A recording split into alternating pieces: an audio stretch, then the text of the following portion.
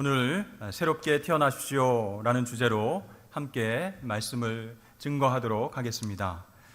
미국의 억만장자 사업가 브라이언 존슨이라는 사람은 나이가 45세입니다. 그런데요, 자신의 신체 나이를 18세로 돌리기 위해서 매년 약 25억 원을 투자하고 있습니다. 젊어지기 위해서 17살 아들의 혈액까지 수혈을 받고요, 30명의 의료진을 구성해서 매일 채식주의 식단으로 식사합니다. 규칙적인 수면과 운동과 치료를 병행하고 있습니다. 매일 7개의 크림을 얼굴에 바르고요, 초음파, 내시경, 혈액 검사도 자주 합니다. 그렇게 노력해서 결과는 어떻게 됐을까요? 현재 그의 심장 나이는 37살, 피부는 28살, 체력은 18살 수준으로 회복되었다라고 합니다. 근데 여기서 멈추지 않고요, 그의 최종 목표는 뇌와 간과 머리카락과 피부와 치아 등 모든 신체 기관 나이를 18살 수준으로 회복하는 것이 최종 목표다, 이렇게 말하고 있습니다. 이분을 보면서 저는 그런 생각을 했습니다. 우리도 스트레스 받지 않고 식사량 잘 조절하고 운동하고 잠을 잘 자면 매년 25억을 벌 수 있겠다, 이런 생각을 하게 됐습니다. 여러분, 엄청난 돈과 노력으로 노화의 속도는 조금은 늦출 수는 있겠지만 언젠가는 그 사람도 죽게 될 것입니다. 그러니까 현명한 사람의 주된 관심은 어떻게 젊어지는가, 그것이 아니라 어떻게 잘 죽는가, 거기에 관심이 있어야 한다는 것이죠. 여러분, 우리가 새로운 결심을 하고 환경을 바꾼다고 해서 새로운 인생 살아가게 될까요? 더 젊어진 인생 살게 될까요? 돈을 많이 벌고 성공하면 well dying, 잘 죽을 수 있을까요? 그것보다도 근본적인 변화가 우리 가운데에 있어야 합니다. 성경은 이것을 거듭나는 것, 새롭게 태어나는 것이라고 말하고 있습니다. 요한복음 3장을 읽어보면요, 니고데모라고 하는 사람이 예수님을 찾아왔습니다. 그리고 예수님을 하나님께서 보내신 선생님이라고 인정을 합니다. 그때 예수님께서 그에게 중요한 말씀을 하셨습니다. 예수께서 대답하여 이르시되 진실로 진실로 내게 이르노니 사람이 거듭나지 아니하면 하나님의 나라를 볼 수 없느니라. 무슨 말입니까? 사람이 다시 태어나야 하나님 나라를 볼 수 있다는 것이에요. 예수님이 누구에게 한 말씀이죠? 니고데모라고 하는 사람에게 하신 말씀입니다. 그럼 니고데모는 누구인가? 이 사람은요, 바리새인이고 유대인의 관원이었습니다. 당시에 존경받는 종교 엘리트, 율법학자, 랍비, 선생이었어요. 또한 관원이었습니다. 오늘날 국회와 같은 조직인 산헤드린, 거기에 구성원, 사회 지도층이었습니다. 이 니고데모는요, 예수님에게 중요한 무엇인가를 찾고 있었습니다. 그러나 예수님은 이 사람의 깊은 곳에 있는 어떤 허물을 보셨어요. 그가 여태까지 살아왔던 도덕적인 인생, 사회적인 성공, 그가 손에 지금 쥐고 있었던 권력, 그것이 있음에도 불구하고 스스로 해결할 수 없는 인생의 문제를 가지고 있었습니다. 그것을 예수님께서는 아셨어요. 그래서 예수님은 그에게 단도직입적으로 이렇게 말씀하십니다. 내가 진실로 내게 이르노니 내가 거듭나지 아니하면 하나님 나라를 볼 수 없느니라. 그러니까 여러분, 예수님 말씀은요, 거듭나야 하는 대상이 강도나 살인범이나 깡패와 같은 사람들이 아니라 도덕적으로, 사회적으로, 종교적으로 존경받고 성공한 사람들도 포함된다, 그런 뜻입니다. 그렇습니다. 성경은요, 모든 사람이 거듭나야 된다라고 말씀합니다. 예외가 없어요. 왜냐하면요, 모든 사람이 죄를 갖고 태어났고 하나님의 진노 아래에 있기 때문입니다. 그렇다면 여러분들도 거듭나야 됩니다. 새롭게 태어나야 된다, 그런 말씀이에요. 왜 모든 사람들은 거듭나야 될까요? 예수님은 그 질문에 대해서 3번이나 반복해서 이렇게 말씀하셨어요. 거듭나지 않으면 하나님 나라를 볼 수 없고 하나님 나라에 갈 수 없기 때문이다, 이렇게 반복해서 말씀하셨습니다. 여러분, 반복해서 말씀하셨다라는 것은요, 굉장히 중요하기 때문에 강조를 하신 것이에요. 오늘 이 말씀을 영어 성경에 보니까 이렇게 나와 있습니다. You must be born again. must라고는 조동사를 썼어요. 그러니까 거듭나지 않으면 안 된다. 선택이 아니라 필수이다. 반드시 새롭게 태어나야 한다라고 예수님께서 강조해서 말씀하셨습니다. 여러분, 왜 거듭나야 되겠습니까?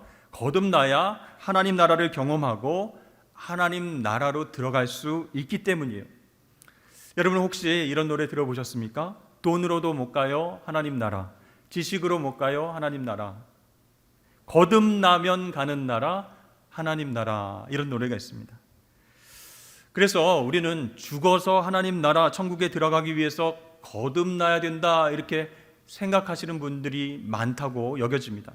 맞습니다. 그런데요, 이 하나님 나라는 죽어서만 가는 나라가 아니라 이 땅에서도 볼 수 있고 경험할 수 있는 그런 나라입니다. 바로 하나님의 통치, 하나님의 다스리심이 있는 곳이 하나님의 나라이기 때문이에요. 로마서 14장 말씀에 보니까 하나님의 나라는 먹는 것과 마시는 것이 아니요 오직 성령 안에 있는 의와 평강과 희락이라 라고 말씀합니다. 그러니까 하나님께서 이 세상을 다스리시고 통치하시면요 반드시 의와 평강과 기쁨을 경험할 수 있다, 그런 뜻이에요.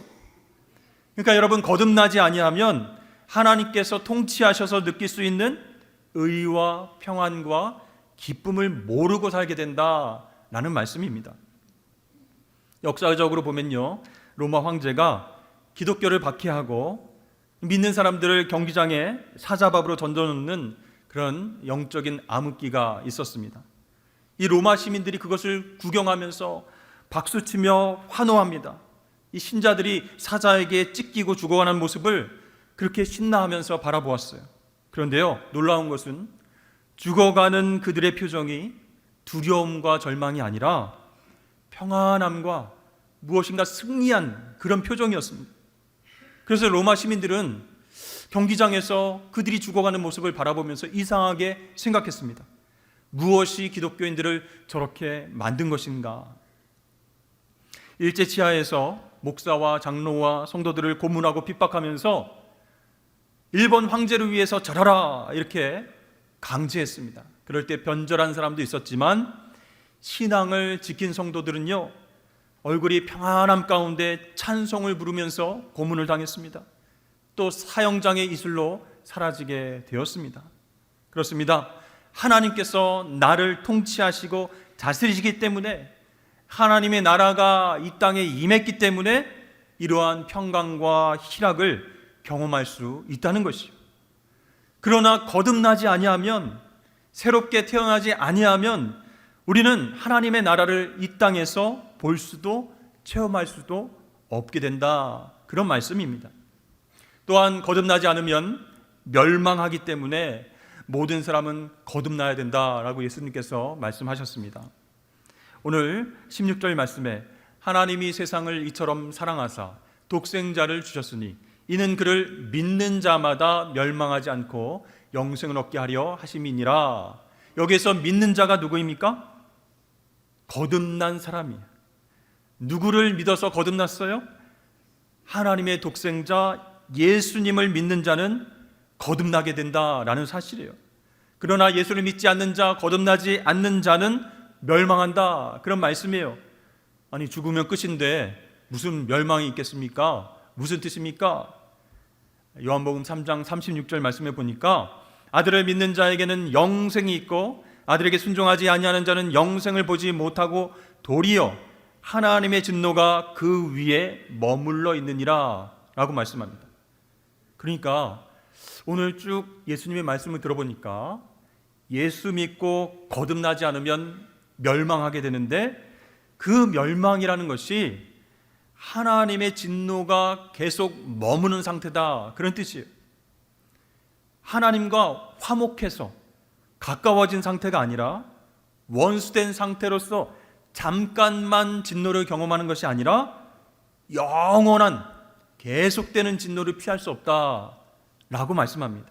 바로 지옥이 하나님의 진노를 계속 받게 되는 형벌이라는 것이요. 여러분, 한 번 태어나서 우리는 세상에 살아가다가 한 번 죽음을 경험하는 것이 아니라 두 번째 죽음이 있다는 거예요. 지옥에서의 형벌을 경험한다는 것, 얼마나 여러분 두려운 일이겠습니까? 옛날 청교도들은요, 복음을 전할 때 이런 말을 자주 했습니다. 사람이 두 번 태어나면 한 번 죽지만 한 번 태어나면 두 번 죽습니다. 여러분, 이 말을 이해하셨습니까?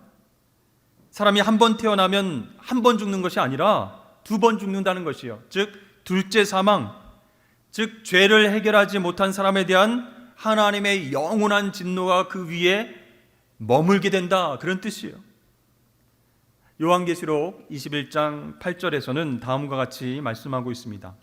그러나 두려워하는 자들과 믿지 아니하는 자들과 흉악한 자들과 살인자들과 음행하는 자들과 점술가들과 우상 숭배자들과 거짓말하는 모든 자들은 불과 유황으로 타는 못에 던져지리니 이것이 둘째 사망이라. 아멘. 다시 말해서 우리의 육신의 죽음 다음에 오는 하나님의 심판, 그것을 성경은 둘째 사망이다 이렇게 표현하고 있다는 것이에요. 그런데 여러분, 거듭나면, 새롭게 태어나면 둘째 사망이 없는 거예요. 하나님의 심판 없이 영생을 얻게 된다라고 말씀하고 있습니다. 자, 여기서 그렇다면 우리가 할 수 있는 가장 중요한 질문은 무엇일까요? 아니, 그렇다면 어떻게 하면 사람이 거듭날 수 있습니까? 이런 질문을 할 수 있겠죠? 자, 우선 우리 인간의 노력과 수단으로는 결코 거듭날 수 없습니다. 결코 새롭게 태어날 수 없어요.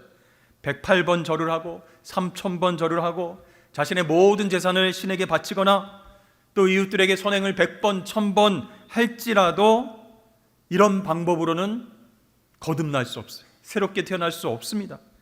그러면 어떻게 해요? 하나님께서 알려주신 하나님의 방법으로만 거듭날 수 있다는 것이에요. 그러면 내가 교회에 출석해서 예배를 많이 들으면 거듭날까요? 교회에 와서 기도를 많이 하면 내가 조금씩 바뀔 수 있을까요? 아니라는 것이죠. 그렇게 조금씩 나아지는 상태가 거듭남이 아니라 하나님께서 알려주신 거듭남은요, 근본적인 새 창조라는 것이에요. 이상하다. 여러분, 어떻게 사람이 근본적으로 새롭게 될 수 있겠습니까? 이 똑똑한 니고데모는 이 부분에 대해서 예수님께 질문을 한 것이에요. 예수님, 사람이 늙으면 어떻게 다시 태어날 수 있겠습니까? 환생을 믿으시는 겁니까? 제가 생각하기에 새롭게 태어나는 것은 불가능한데요. 혹시 예수님께서 말씀하시는 그 거듭난다는 것이 어머니 뱃속에 다시 들어갔다가 나오는 것입니까? 이렇게 질문했어요. 그때 예수님께서 말씀하십니다. 모세가 광야에서 뱀을 든 것 같이 인자도 들려야 하리니 이는 그를 믿는 자마다 영생을 얻게 하려 하심이니라. 이건 또 무슨 이야기입니까? 여러분, 예수님은요, 성경을 잘 알고 있었던 유대인 니고데모에게 구약시대의 이야기를 통해서 쉽게 설명을 하고 계신 거예요. 구약시대 이스라엘 백성들이 하나님 앞에 큰 죄를 범했습니다. 하나님 크게 분노하셔서 불뱀을 보내셨어요. 이 불뱀이 사람들을 물어 죽이기 시작했어요. 이스라엘 백성들은 살 길이 없었습니다. 별별 노력을 다 해봤지만 불뱀에 한 번 물린 사람은 치료받지 못하고 죽어가게 되었어요. 살 수 있는 방법이 없었습니다. 그때 이스라엘 백성들이 하나님께 살려달라고, 제발 살려달라고 그렇게 기도하면서 부르짖었습니다. 그때 하나님께서 모세에게 말씀하셨습니다. 너 장대에다가 놋뱀 형상을 만들어서 달고 그것을 높이 들어라. 그리고 이 놋뱀을 바라보는 사람들마다 다시 살게 될 것이다. 이런 말씀을 하셨어요. 여러분, 이 하나님 말씀을 전달했을 때 이스라엘 백성들이 어떻게 반응을 했을까요? 뭐라고? 지금 무슨 얘기하고 있는 거야? 실력 있는 의사가 치료해도 지금 낫지 않고 죽어가고 있는데 장대 끝에 노뱀을 쳐다보면 산다고? 참 웃기는 얘기네. 이렇게 비웃은 사람들이 굉장히 많이 있었습니다. 근데 여러분, 그 이스라엘 백성들 중에서 하나님의 말씀을 믿고 노뱀을 쳐다본 사람들은 살게 되었습니다. 의심하지 않고요, 단순하게 믿은 사람들이 구원을 경험했던 것입니다. 여러분, 이것이 참 중요합니다. 나의 어떤 노력과 방법으로 불가능한 일이지만 하나님께서 알려주신 그 방법을 믿고 장대 끝에 매달린 노뱀을 바라보는 순간에 치료가 일어나서 구원을 얻었다라는 사실이에요. 그래서 믿음으로 순종한 이스라엘 백성들은 그 인생이 새로워지게 됐어요. 다시 태어났습니다. 새 생명으로 거듭난 삶을 살게 되었습니다.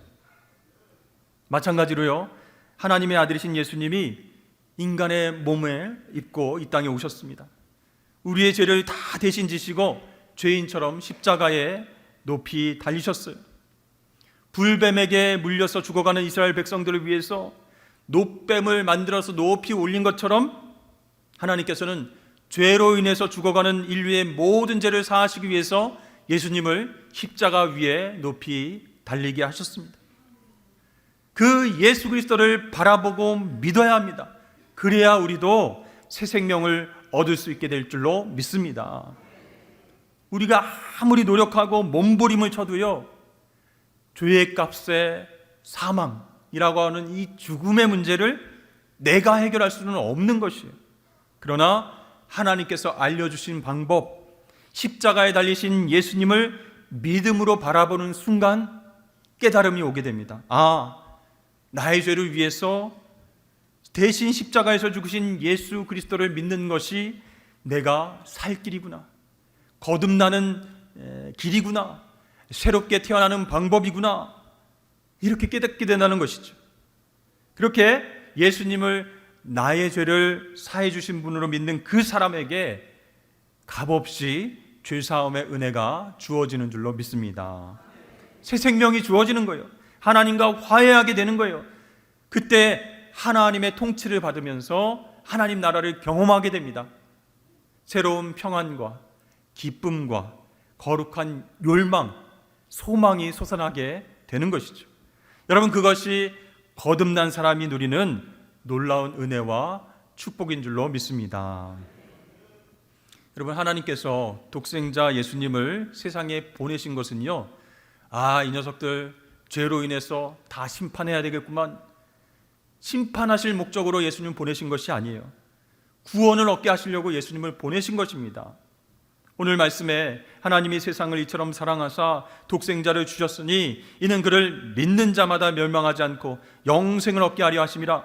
하나님이 그 아들을 세상에 보내신 것은 세상을 심판하려 하심이 아니요 그로 말미암아 세상이 구원을 받게 하려 하심이라. 아멘. 여러분, 이렇게 복음은 심플하지만 아름답습니다. 놀랍습니다. 능력이 있습니다. 이 복음이라고 하는 것은요, 나의 죄를 사하시기 위해서 예수님이 십자가 위에서 돌아가시고 다시 사셨다라는 것을 믿는 것이에요. 믿기만 하면 거듭날 수 있다, 구원을 얻을 수 있다라고 하는 기쁜 소식입니다. 그 믿음이 나를 born again, 거듭나게 하는 거예요. 다시 새롭게 태어나게 한다는 것이죠. 여러분, 얼마나 단순하고 얼마나 아름다운 하나님의 구원의 방법입니까? 저는 아내를 소개로 만나고 교제한 지 6개월 만에 결혼했습니다. 뭐가 그리 급했느냐고요? 급한 이유는 하나도 없었습니다. 단지 서로에 대한 믿음이 있었기 때문에 만난 지 6개월 만에 결혼했어요. 어떤 분들은요, 또 동기와 친구분들은요, 아니 사람을 어떻게 그렇게 쉽게 믿느냐, 교제를 1년, 2년 그 이상은 하고 그 사람의 장점과 단점을 다 알아야 그 후에 결혼 여부를 결정해도 늦지 않겠느냐, 이렇게 얘기를 합니다. 그런데요, 저하고 아내는 만나서 교제하면서 하나님께서 이 사람을 나의 배우자로 허락하셨다라고 하는 그런 확신이 있었어요. 서로에 대해서 100% 다 알아야 결혼하는 것은 아닙니다. 상대방을 향한 최소한의 지식과 경험, 그리고 서로를 의지하면서 앞으로 어떤 어려움이 올지라도 함께 풀어나갈 수 있다라고 하는 믿음, 그 믿음으로 결혼을 하는 것이에요. 여러분, 제가 결혼 잘했습니까? 잘못했습니까? 네, 별걸 다 물어보죠. 네, 사실은요, 살면서 조금 힘든 부분도 없지 않아 있습니다만, 네, 그 선택에는 후회가 없는 것이에요. 마찬가지로 여러분들이 예수 그리스도에 대해서 100% 다 알 수는 없습니다. 그러나 내가 죄인이라는 사실을 인정하고 이 죄의 문제는 내 노력과 힘으로는 해결할 수 없다, 이 사실을 깨달아야 됩니다. 그래서 이제 죄의 문제를 십자가 위에서 해결해 주신 그 예수님을 바라보고 믿기만 하면 거듭날 수 있구나, 새롭게 태어나서 하나님 나라를 경험하면서 영생을 누리시는 귀한 여러분들 되시길 축복합니다. 그러니 여러분, 믿음으로 예수님을 나의 구주로 받아들이시고 새로운 삶을 살아가지 않으시겠습니까? 예수님은요, 우리 모두를 사랑하십니다. 그래서 십자가 구원의 길, 거듭남의 길, 새롭게 태어나는 길을 열어주셨습니다. 우리는 믿음으로 반응하기만 하면 된다는 것이에요.